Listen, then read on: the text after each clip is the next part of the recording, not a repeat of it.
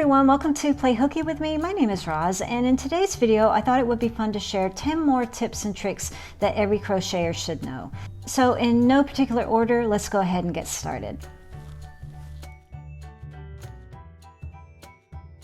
Now this might be a one-off situation and you may never encounter this, but I really wanted to make you aware of it because I thought it was so weird and kind of interesting. These are just little supply holders for your crochet hooks and needles, etc.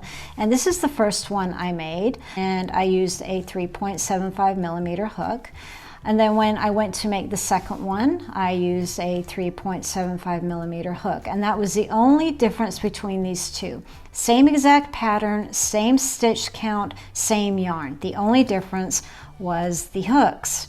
I think I've easily had this crochet hook for 10 plus years. And so when I started this channel, this is what I was using because I really loved the ergonomic handle on it. But it was becoming such an eyesore that I knew I needed to get another one. As you can see, they look very similar. They both have the same kind of color. They both say 3.75 millimeter. The tips are a little different as far as the finish on them. But otherwise, I thought I was buying the same thing. Clearly not. Maybe the size of the hooks have changed over the years. I don't know. So the tip here is do your best to stick with one hook from start to finish of your project. In my last video, I shared a tip on how I like to keep a track of the colors that I use and the yarns that I have. And since that video, my stash has grown, so I had to update this a little bit. I just now separate them into Ziploc bags. And my system is super simple. I just cut the label, making sure to keep the size and the color portions of that label, and then just wrap some yarn around it.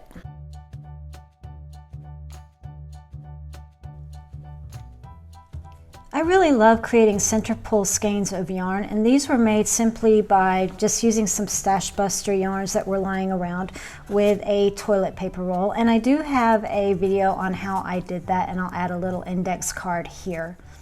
But what if you have an existing skein that you want to turn into a center pull? You can absolutely do that. Some brands make that very convenient for you. They already have it made that you do have a center pull as well as the outside pull. But not all brands are that convenient, but it's not impossible. And you can do this with pretty much any skein of yarn that you have.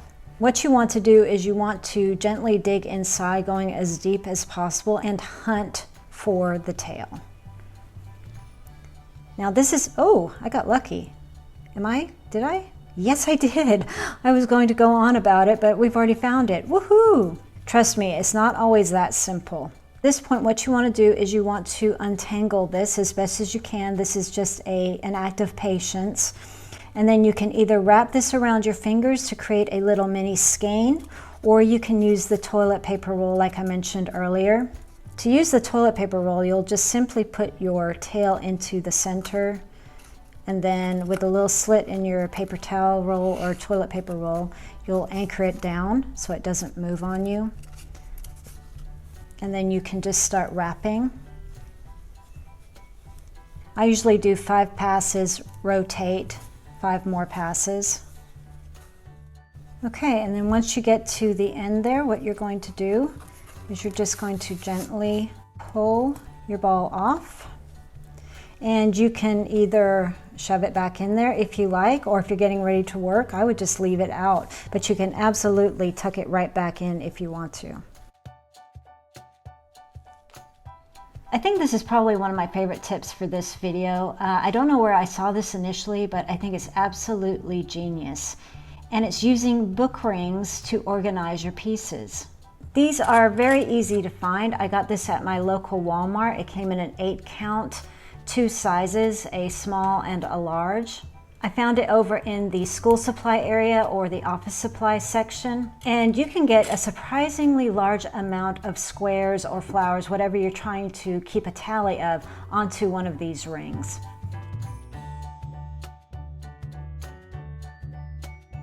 Single crochets can be your best friend when you're working on the border of your blanket, because this is where it can really help to straighten things back out. You may find that when you're finished with a blanket or a square, whatever you're working on, you may find that it's too wavy or too tight where it's puckering up on you. So a foundation border or a border of single crochets really helps with this. If you're dealing with a wavy border, you want to focus on adding decreases around your blanket or your project to straighten things out. On the other hand, if you're dealing with a border that is very tight or if it's puckering up on you, you want to focus on adding increases every now and again around your blanket or your project. So the big question is, how many decreases or increases do you make? And the answer to that is, it really depends. Unfortunately, it is going to take some trial and error. I recommend that you work one full corner and side and the other corner and have a look at how your piece is laying. Maybe even go down to the other side a little bit. This will give you a really good indication of what's working and what isn't. Because once you get that side down, you can do the rest of your project very quickly. I found with this little sample here, I redid this about 2 or 3 different times. I found that 2 single crochets in one corner and 1 single crochet in the next gave me the straightest edge. So increasing is super easy. You're just going to increase, meaning you do 2 single crochets into the same stitch. That's all you need to do for increases. For decreasing, you're simply going to skip stitches every now and again. So instead of going in here with a single crochet, I'm going to skip right over and do a single crochet.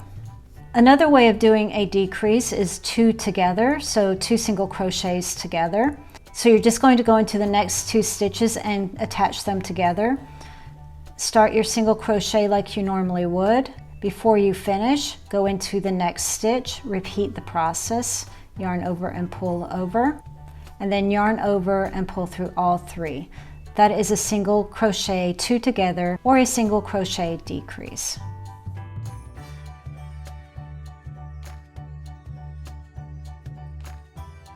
One of the beauties of ordering online is that some of the companies send your yarn in these beautiful mesh bags. And because my orders are in varying sizes, so are the bags that I receive. So these are ideal for me for storing yarn as well as separating my projects into bags. Very convenient and easy to use. If you can't get your hands on these mesh bags, not a problem. I went to my local Walmart and I found these linen laundry bags that work just as well. Breathable fabric, really great place to stash your yarn. If you find a laundry bag like this one with the large mesh, it works really well as a makeshift yarn bowl, which is ideal, especially if you like to crochet on the go. Here's a beginner-friendly tip that I still find very useful. I still use it today, and that's remembering the letter P regarding the top of my stitches. When I'm working in rounds or I'm working on a pattern where I need to go into a certain stitch, this really helps me to find where the top of those stitches are.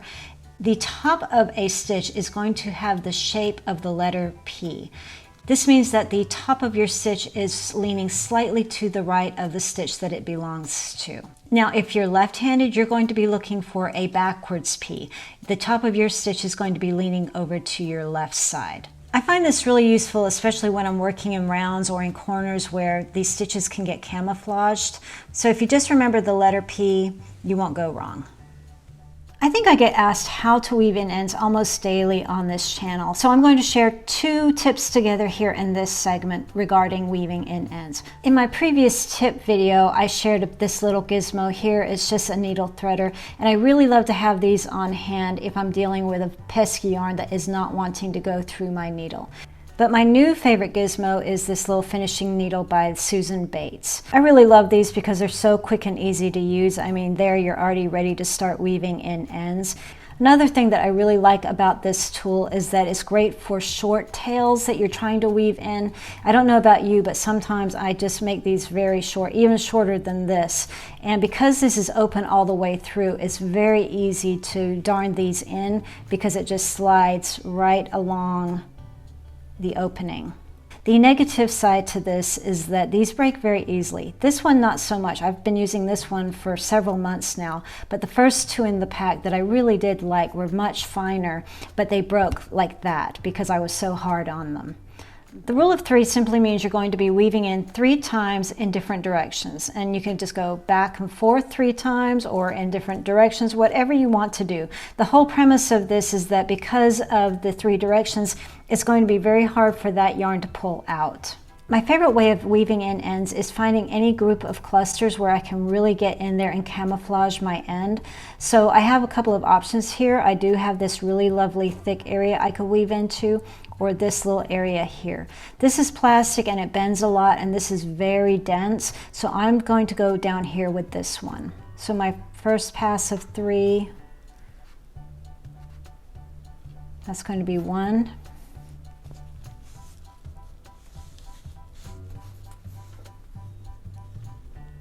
Making sure to not go into the same place that I just came out. 2.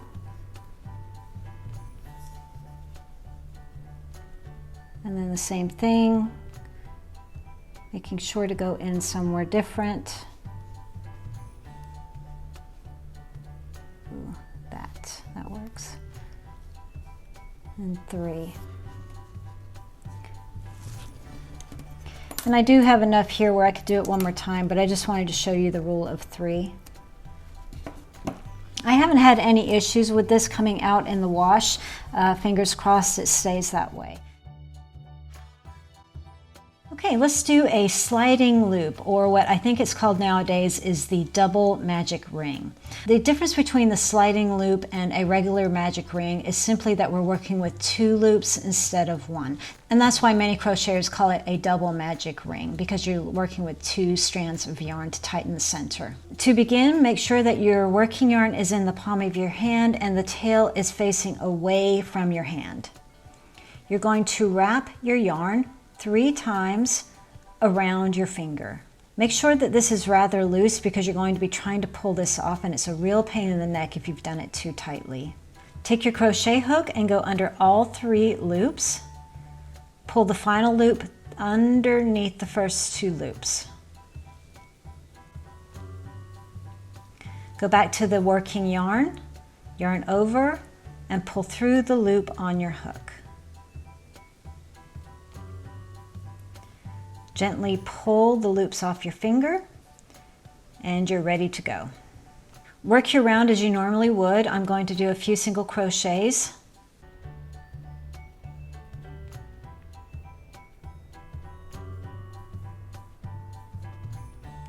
Okay, you should have something that looks like this. You have 2 strands here. Focus on the one that sits behind. This is the one that you're going to be pulling on to cinch your center closed. You want to focus on the bottom portion of the strand rather than the top. If you pull at the top, it's going to pull the tail in, and you don't want to do that. You want to pull from the bottom, and that will close your circle. So I'm just going to start cinching this closed.